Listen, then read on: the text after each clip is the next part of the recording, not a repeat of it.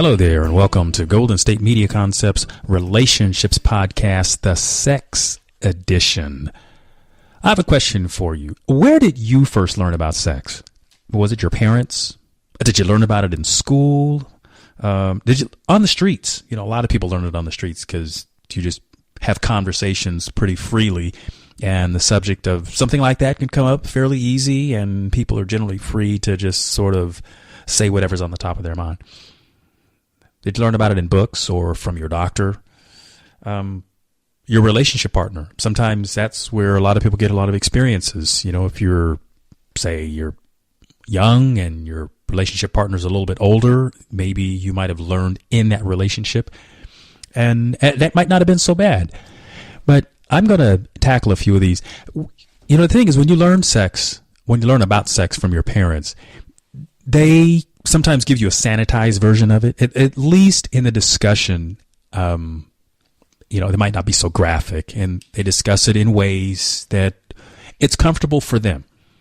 That's generally one of those topics, at least we talk about it, and parents sometimes get a little uncomfortable, and they use all sorts of metaphors, and they may not even use medical terms. A lot of people don't know a lot of the words, but you know, parents tend to give you this sort of sanitized version of things because they're not wanting to tell you to go have sex. They want to talk about it because parents seem to feel that responsibility because we hear about it and we worry about kids getting into things, getting engaged in the stuff. And because, hey, we know our kids are doing something during the day. We don't always know what it is, but we know they're doing something. And you know, we do it as a defense mechanism because we don't want our kids getting into something that they can't handle, especially when they're really young, because they start doing things that they don't necessarily understand the consequences of. So as a parent, you kind of do it with that authority, and it also hopefully creates a relationship between the parent and the child that says, hey, you know, if something's going on, you come talk to me. And we can get this, you know, we can get you the right information and parents kind of like to be able to direct their kids the way they want them to. Because when you learn things, say, from the streets, the information there, it's like, remember that game of telephone? And if you don't know it, it's basically you tell a story and then that person tells a story to someone else and that person tells a story to someone else. And by the time you get that version, 2, 3, even 4 versions down the road, it is so different than the way the story originally began. So imagine when you're talking about something as important as sex and how the information just morphs into these wild assumptions and these things that sometimes could never happen, medically happen. They just couldn't happen that way. And this is one of those topics that it's really important, I think, to get it right in the beginning, because when you learn it wrong, then it's hard to unlearn something. And I'm going to talk about a couple of things like venereal diseases. There are lots of ways in which you don't get venereal disease, like from toilet seats. Why? Because it can't live in that environment. That's why. One of those things that guys talk about to each other is that, well, if they get pimples, it's because they've been masturbating. You know what? That's not the cause of it. That is not the cause. And why some people perpetuate that, it's a joke. But some people hear something like that and they run with it, and they can be very convincing to someone who doesn't know. And there can be a lot of shame around something like that, because when kids are going through puberty, having acne is a part of the childhood experience. So when you have people that sort of pick on that sort of thing, it can really become very embarrassing, and it's just one of those things that happens. And you get that in the street. Your parents wouldn't tell you something like that. Why? Because your parents have grown up and they know that that's not the truth. But kids, being the creative individuals that they are likely to say something like that, and it becomes, like I say, very embarrassing. So how do you get things like that straight? Well, now that's where, when you have conversations with a medical person, a doctor, a nurse practitioner, and sometimes even counselors, they learned something about this in their training. Now, when you have legitimate questions, or even, just questions of curiosity, they're much more open to be able to answer the questions because they're going to talk to you like you're a person who needs the information.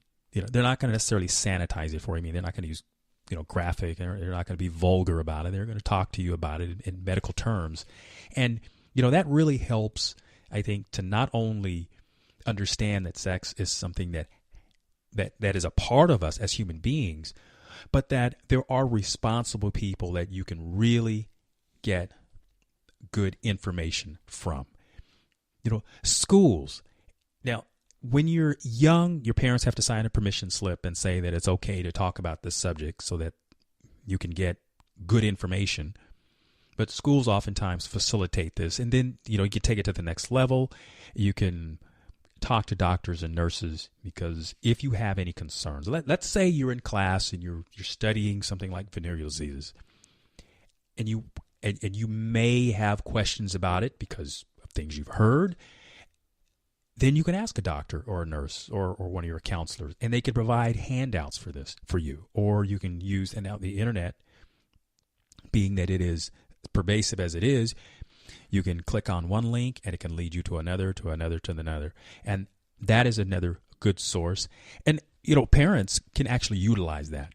So for the parents that might be listening to this broadcast and you're wondering about, okay, how would I talk to my kid about sex? Well, here's an opportunity where you can both do some research together, or you can kind of research ahead, and then maybe you might run across some videos or something. And you can sit down with your kid and watch this.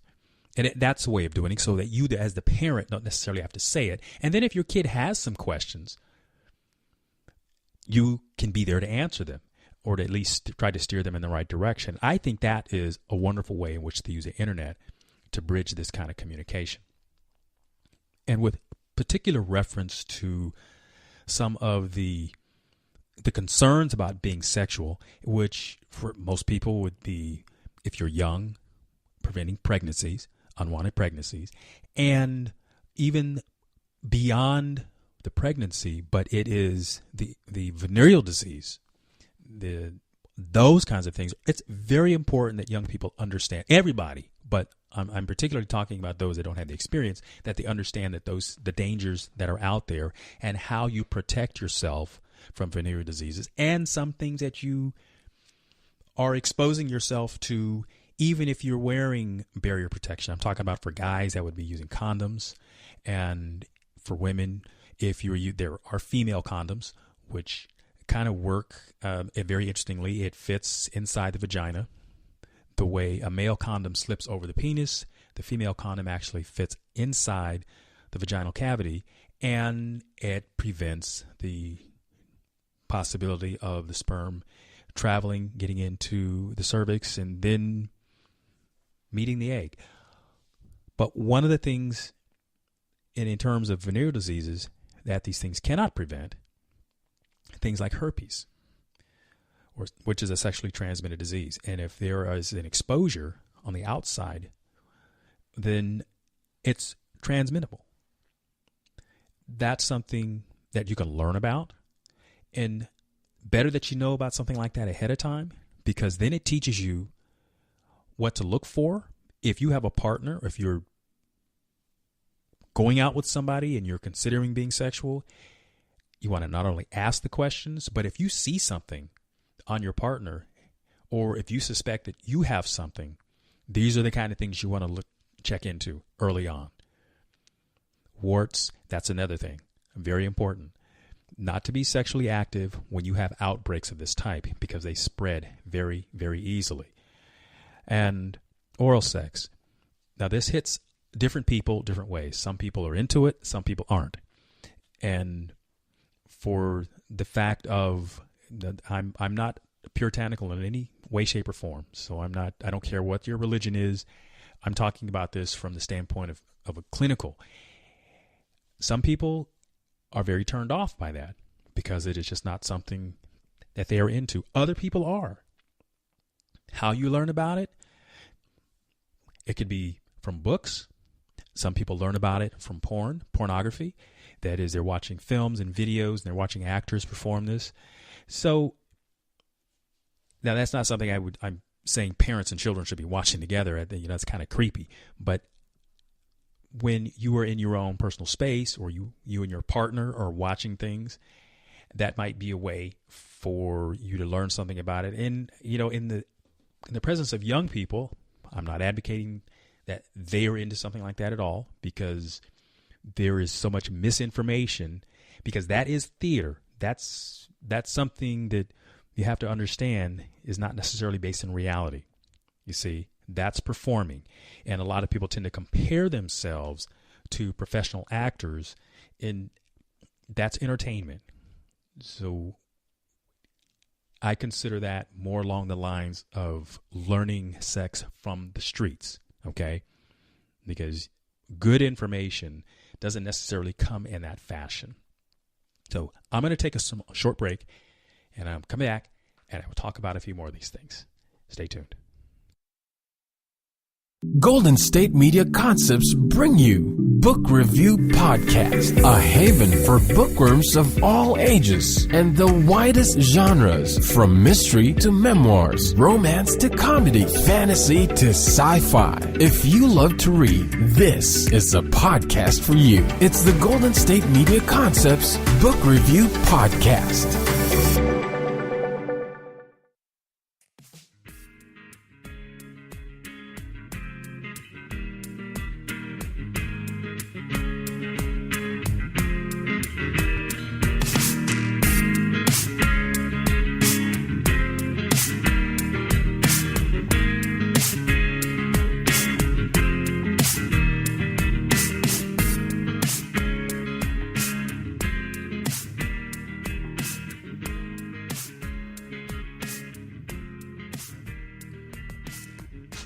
Hello and welcome back to Golden State Media Concepts Relationships Podcast, the Sex Edition. I'm your host, John Johnson. Hey, if you are having trouble in the bedroom, talking about your sexual issues with your partner is definitely going to be high on your list. Now, I'm going to give you a couple of don'ts. One of the things to remember is when you're talking about sex with your partner, everybody likes to talk about it when it's going good. But when it's not going so well, and especially when you are going to have that conversation with your partner, they are going to be really sensitive about it. So how do you approach this subject? Well, one of the don'ts is when you're talking about the issue of what's not working, be careful to not necessarily talk about it when you're having sex. And here's an example, because if it's something that's not working at that moment, like if he's thrusting too deep, let's say I'm talking about a woman like he's thrusting too deep and he didn't even stop. Yeah, that's okay. Hold up. Let's slow this thing down, because this is, it's hurting. But if we're talking about an overall issue about maybe you feel like you're not orgasming enough, or you don't like something, talk about that, but not when you're having sex. Talk about it outside of the bedroom. And here's why. Look, when you're in those moments, that is such a vulnerable time and place to be, that some of these things can be misconstrued. And when you're the person that's registering the complaint, the way it could land on the person that has to listen to this is it could crush them, and it may even seem like it's a power move. I'm just talking about feelings now. I'm not saying that you intend it for that. If you're the speaker, you don't intend for that to be. And I'm going to share with the listener, sometimes people are not very skillful at how they present a problem, so it just may come off wrong. But because sex is very intense, it could be very difficult to talk about problems in that arena, in that format. So it's better that it gets discussed outside of the bedroom. It takes some of the charge out of it, and then it's a little easier to put on our listening ears. And I'm just going to say this, women, as a guy, one of the things that really gets a guy's anxiety going is when you preface something with, "We need to talk." Those, I don't know how it happens, but those are 4 of the scariest words, because it feels like there is impending doom that is about to happen. And because of that, because of all the anxiety, because of everything that's happening inside of our brain, we become very fearful that this is going to be a conversation about how much we are going to be rejected. So it's not only the vulnerability of the subject and then trying to hear something about you don't like, but when it's about sex, then there's this feeling that there's a lot of rejection of us around that particular thing. And guys really enjoy having sex, and they like to feel that you enjoy it too. So when you're talking about something like that, then approaching it, like I said, outside of the bedroom and saying, sometimes it's easier to approach the subject when you talk about the things that you like and say, hey, you know what? And I'd like to talk about this too. And this is a little something that's not working as well as I'd like. You see, when you say when you preface it like that, then it seems like, okay, well, there's room for improvement here. And we can work up to something and make it a little more palatable, make it a little better for you. And by having the conversation that way, you have their ear. You have the guy's ear. And this works both ways. So guys, if you're hearing this, then remember you can share with your significant other the same way. Let's talk about it outside of the bedroom, and don't talk about it from the standpoint of it being a failure. Talk about the things that work and say, when you come to this particular thing, hey, I'd like to, try this to make this work a little better. And by problem solving it that way, you can get the sex you want, as opposed to creating some discord and then shutting the whole thing down. Because the one thing I can tell you from having experienced it is when your love life is bad, it seems like everything is bad. But when your love life is good, it seems like everything is good. That's just how it is in life. And you want to be careful about how you approach that, because and for some people, and I'm going to say it, sometimes the sex is the only thing that works, and you don't want to torpedo that part, because once that's gone, sometimes it just leaves it for people. There's nothing else to try to fix. We are done, and that's kind of like a mic drop. Hey, have you ever had this particular experience now? And it can go either way, men or women, but you have that partner that seems to be really, really affectionate to their pets, but you don't seem to get any love. It's like you're just kind of like third, fourth, or fifth on their list of love recipient, kind of, that kind of thing. That, I'm going to tell you, is frustrating as heck. That's a problem that could lead to relationship disaster. That could mess up the sex, because I dated a lady who it seemed like that was her main focus. It was her pets. And let me tell you how frustrating that is, because I was working day and night. Was that Michael Jackson tune, working day and night? I was doing I can say I enjoyed it. I liked having, doing the honeydews, and I had the list. I made it a point to do that. But when it came to the affection, man, it wasn't there. And if you have one of those kind of relationships, if you see this as you, I want you to look at yourself in the mirror and realize what you are doing to your lover. That is, you are cutting them out of the affection, because it's like a pie. You only have so much to give. And if you are giving it to all your plants and your pets and your friends, and I'm not saying the sex to the friends, I'm not saying you're giving sex to your animals. I'm just saying that when you exhaust yourself with being, affectionate, hugging your, all these others, and you don't leave any for your lover. I mean, what do you expect your partner to do? Really? I'm saying, look at yourself in the mirror. What do you expect your partner to do? You're starving them of affection. And like I said, when the love is not right, the relationship isn't right. I'm going to take a break, and I'll come right back.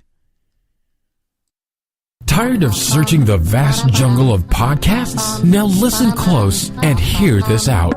There's a podcast network that covers just about everything that you've been searching. The Golden State Media Concepts Podcast Network is here.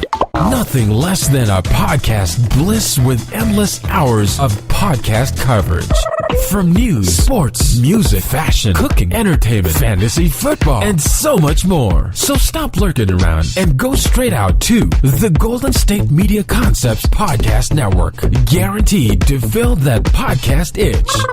Whatever it may be. Visit us at www.gsmcpodcast.com. Follow us on Facebook and Twitter, and download us on iTunes, SoundCloud, and Google Play.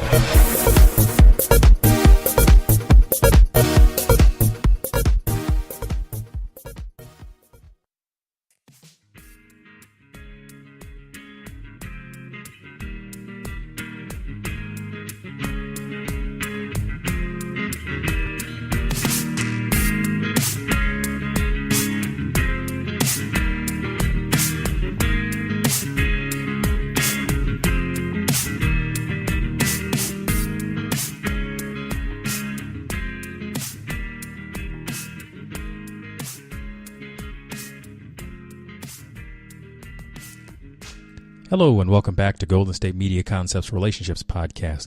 I had ended that last segment and was talking about if you have a significant other who is just giving more affection to the animals or to other projects or other things other than yourself, that you need to be in conversation with that person about what your needs are. And I can relate. I've had that. I'm the kind of guy who loves to do things for, my special person. And, I've also known what it feels like to have that drought of affection. And, I'm talking sexual affection, and it's tough. It is really tough. You need to really talk to your partner about what your needs are.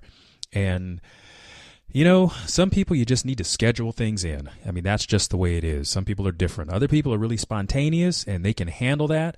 Other folks, you just have to say, okay, on such and such a night. And I know for those people who are spontaneous, that doesn't sound very romantic, because it sounds like it's really planned and it's just contrived and you have to perform on command.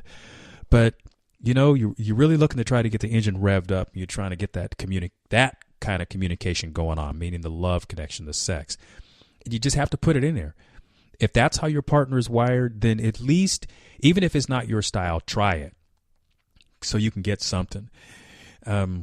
Because without that, then you're really going to have to be in that conversation. Of course, depending upon what kind of relationship. If you're boyfriend and girlfriend, you may just have to decide, hey, this relationship is not working because my sexual needs aren't getting met.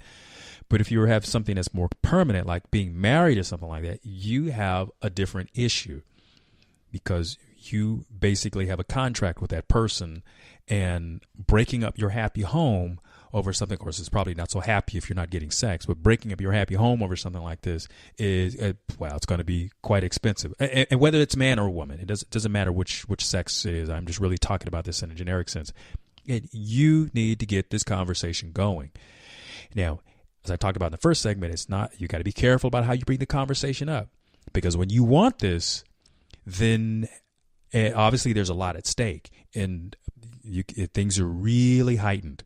And some of these conversations may not come off as being very friendly. So here's what I'm going to suggest. You write these things down that you want to talk about.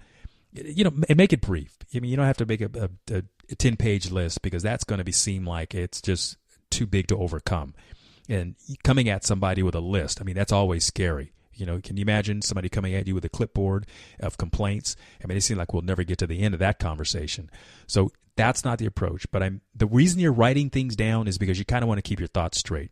And the interesting thing is, when you write them down, a lot of times what you're going to be doing is they're all fairly similar.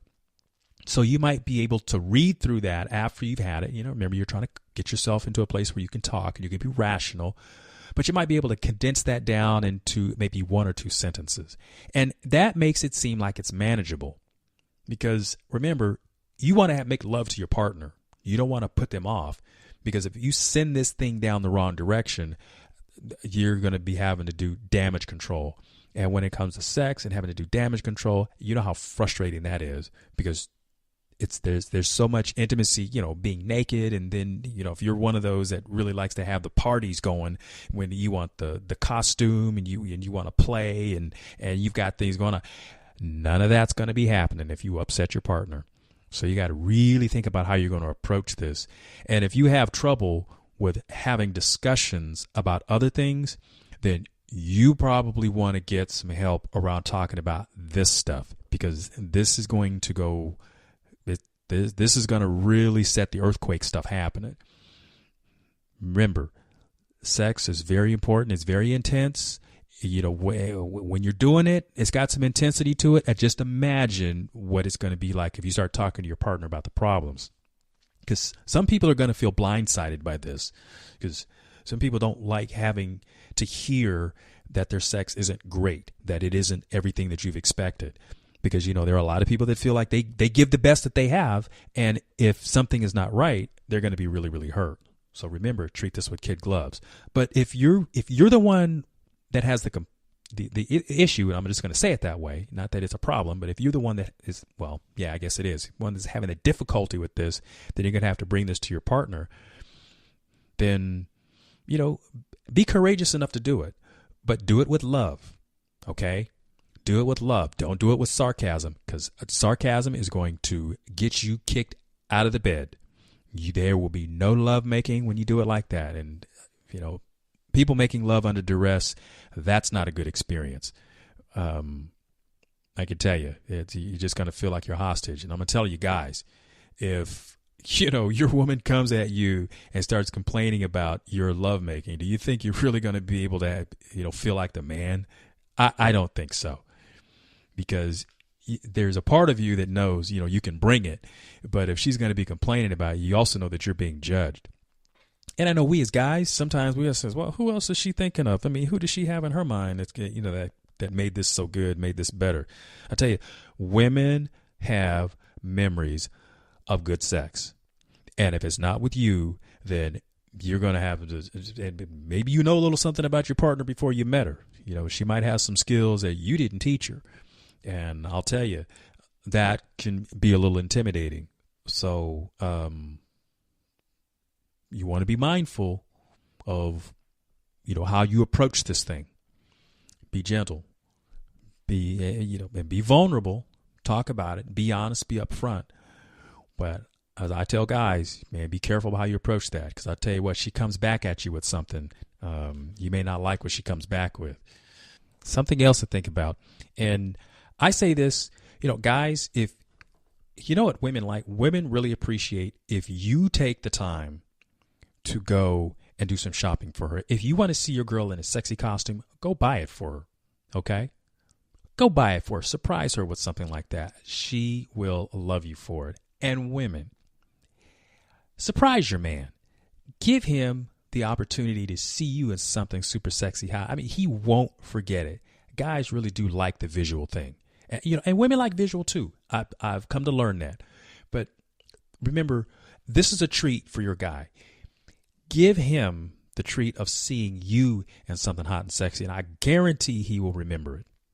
Guys appreciate being given the opportunity to swoon over their own woman. And, you know, there's nothing like creating good memories. I mean, that's why you're together anyway, because you want to create good, lasting memories. So give yourself permission to think outside of the box, get something super sexy. And if you don't want to go shopping, you know what? You probably can think of something there at the house. Sometimes it's even good enough. You don't have to have anything on at all. Your man will appreciate you because he wants you. Remember that. He wants you. Give him something that he can appreciate. And guys, here's what I'm going to tell you. You better love it. You better say thank you. You better get down and worship it, because it's about appreciating your woman. You appreciating each other, but I'm talking to guys. Appreciate her for what she does, for what she brings to you, and she will honor you. And here's something that I found is very interesting too. Women have the ability, probably a lot better than men, to be loyal to one guy. It's amazing. I've seen guys who've tried to talk to women on a woman who is dead set, desiring, wants to only be with her man. She will cut off communication with all the other guys. She'll even cut off with her girlfriends. So guys, think about that. When you have a woman and she's with you, appreciate the fact that she's with you. and tell her that you appreciate the fact that she's with you. It makes for great lovemaking. I'm John Johnson, and this is the Golden State Media Concepts Relationships Podcast, the Sex Edition. Thank you for listening. You've been listening to the Golden State Media Concepts Relationship Podcast, part of the Golden State Media Concepts Podcast Network. You can find this show and others like it at www.gsmcpodcast.com. Download our podcast on iTunes, Stitcher, SoundCloud, and Google Play. Just type in GSMC to find all the shows from the Golden State Media Concepts Podcast Network, from movies to music, from sports to entertainment, and even weird news. You can also follow us on Twitter and on Facebook. Thank you, and we hope you have enjoyed today's program.